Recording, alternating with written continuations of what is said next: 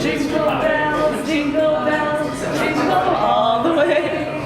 Oh, what fun it is to ride in a one-horse open sleigh, dashing through the snow in a one-horse open sleigh. O'er the fields we go, laughing all the way. Ha ha ha! Bells on bobtail ring, making spirits bright. What fun is it to ride and sing a sleighing song tonight? Oh, jingle bells, jingle all the way. Oh, what fun it is to ride in a one-horse open sleigh. Come on. So, how does that work now? What happened? What just happened now? So if you have a Kinect sensor, it will recognize people, and then you have moves and poses you can do to earn more moolah and more fans. This looks like a fun game. It is actually a very fun game for the holidays and for everyone in the family. You don't need to be a good singer. All you need to do is sing, and it's fun for everyone. We're actually demonstrating our new dashboard update that demonstrates where we've evolved Xbox Live, advancing on some personalization features with the new dashboard update, but also our integration with Smart Glass, an ability to use your device of choice to take advantage of a touch device to not only navigate and control your console, but also to receive complementary enhanced experiences, whether it be through entertainment media, but also video games. So, in other words, your device acts like as an input device for the Xbox. Correct. Yes. Let's see how that works. So here I'm actually I'm in this part of the UI for Smart Glass that allows me to using simply some touch swiping to actually navigate on the console. And all it's doing here is navigating from tile to tile. So very quick swipes, and then I'm able to actually launch into a particular experience. What I'm going to do is launch into Internet Explorer with a simple tap. It launches Explorer, and what you'll see is this screen will actually dynamically change. And this is where you wanted your, I can hold it up if you want. No, I'll get to it. Let's see. Oh, there you go. And what's going to happen is Smart Glass intuitively, because I'm logged into Xbox Live here and synced to the console, you see immediately the UI changed. And so now I'm actually given a different touch experience where I'm using my finger, and you'll see there the cursor is actually moving on screen, synced entirely to my finger. And so it allows me to use it as a trackpad with my touch device. And so in this case, I'm actually going to simply tap into launching my Facebook. And because this is a deployment of IE9 and allows for cookies, it actually has got my Facebook page. And so immediately I can then scroll into my Facebook. And we've actually just announced today we've launched 2.tv, and in fact I could actually be using Smart Glass to navigate the 2.tv application. Could you? I noticed you've got an address bar. Can you actually type into it? Absolutely. So if I touch in terms of the address bar, I'm going to give a simple example of going to tsn.ca, and immediately it's actually launched the browser. Immediately it changes it. So it's you're seeing another great example of using your device for text input, which has also been challenging in the past for controllers, and we've eliminated any of those issues in terms of your ability to use text. And by simply tapping in this area, I immediately get the full touch environment. There's another great feature is actually in the scenario that I actually would like to bring the web to me. And so I tap here and I press play here. It's actually launched Internet Explorer on my touch device and brings up the very URL I was on my Xbox. And this allows me, again, on my touch device that immediately launches the browser, that I can now, it's for me to go. And it's just that idea that I might be navigating a particular website, and here's a chance for me to actually take that particular site and go where I want. Now I notice we're working on a Surface right now, but will it work on any other devices? Yes, it will. It actually, we've launched on iOS, Android 4.0, and also with Windows 8, and certainly your PC. So basically you can control all the content you have on 2.tv with either your hands or your voice. So let's see with the hands, the gesture, you just go through the content as you would go through your other apps. And you can select, for example, let's go see Unité 9. And you just stand there, and as you see the ring filling up, you're getting access to the content, and then you can play, of course, the episode that you want to watch. And right into the app, we have, of course, access to, first of all, an app. And when the show will start, you can actually advance and go travel and actually go through the content. And we'll just show you how we do that as well.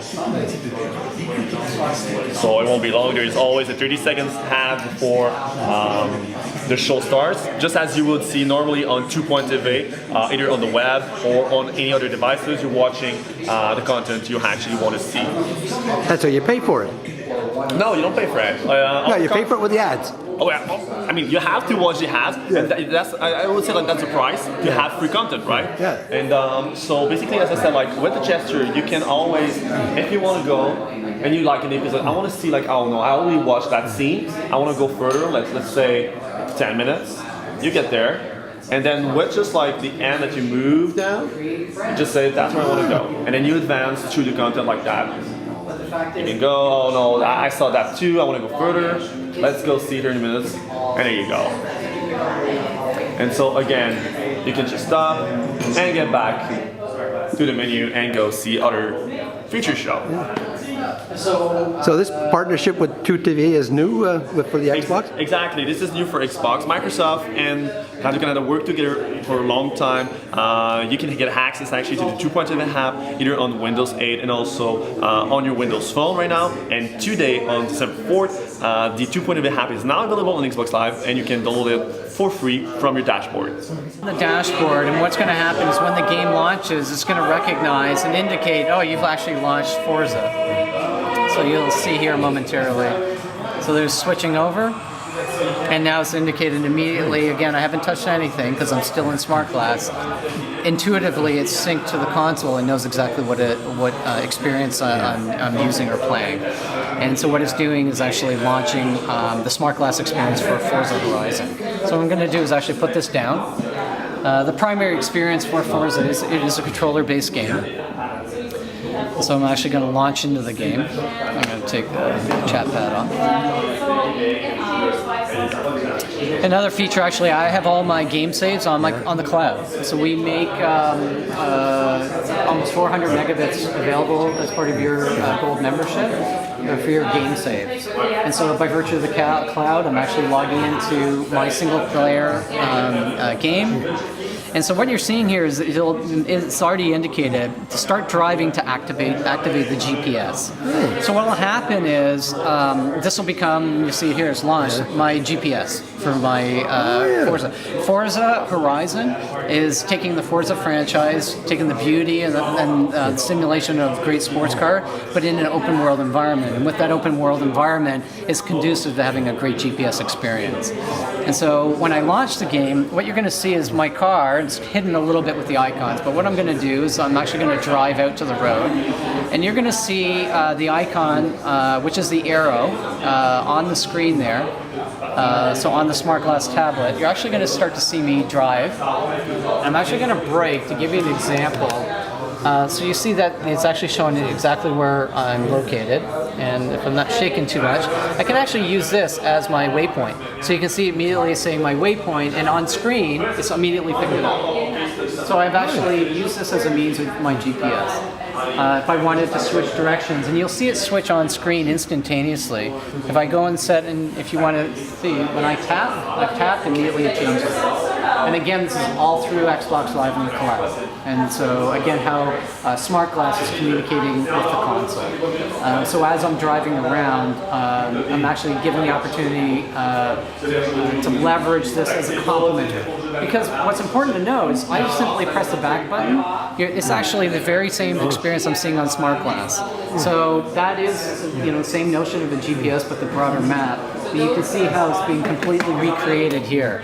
And the very same green line that's indicating my direction is exactly what you would see on screen. And so as I pan out, I'm given all the different points. And it was just it's an important point around complementing. It's not taking away. It's giving me the opportunity, especially for game developers, to recognize if we put in the hands of virtually all our members who have a device of their choice, again, whether it be a Windows device, iOS, or Android, that have Smart Glass running, what kind of complementary experience is conducive to this to a secondary screen? And so examples that we've launched are Dance Central. It could be, I could have a party going in my home, I've got my friends over, they're dancing to the game, but I don't want to break away the gameplay, so I'm using Smart Glass to queue up the next song. And so, be no different than maybe I pulled up the menu in Dance Central 3 to pick the song, but I don't want it to detract from the experience and keep it going, so I can actually use my secondary device. And it's that kind of complementary input into the gaming experience that you can see.